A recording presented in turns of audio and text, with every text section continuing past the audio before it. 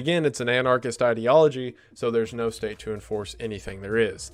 Unless, of course, McDonald's becomes a super empire and then creates a McPolice force in order to enforce their ruling onto the iPhone countries, but I digress. But when it comes to levels of personal freedom, individuality, hating government, and full-blown capitalism, you can't get much more than a super military monarchy Taco Bell.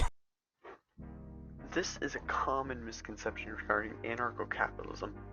The fear that once the state is abolished, big corporations will simply take over and form their own militaristic regimes. Though this is not necessarily the case. In a free market, companies are incentivized to serve their consumers. The case of defense is not much different either. Rather than having a monopoly on law enforcement, multiple firms would suffer the consequences for not defending their customers. After all, a monopoly does not have to worry about competition. So how do we make sure that McDonald's or Jeffrey Bezos won't create a private agency with the intention of ruling over everyone? Very simply, actually. Firms with the goal of defending their consumers' property would not want to let an authoritarian regime take over, because that's simply bad for business.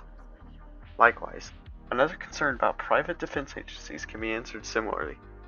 What if person A stole something from person B, but refuses to go to court? Person B could send their private agency to get person A, but person A has a stronger and more advanced agency. It seems that anarcho-capitalism fails here, and will inevitably resort to violence and chaos. But what if we actually presume that these agencies are prioritizing profits, like what happens under capitalism? Then the agencies would know that fighting is expensive. When a fight occurs, property is damaged, people get hurt, and it scares consumers away.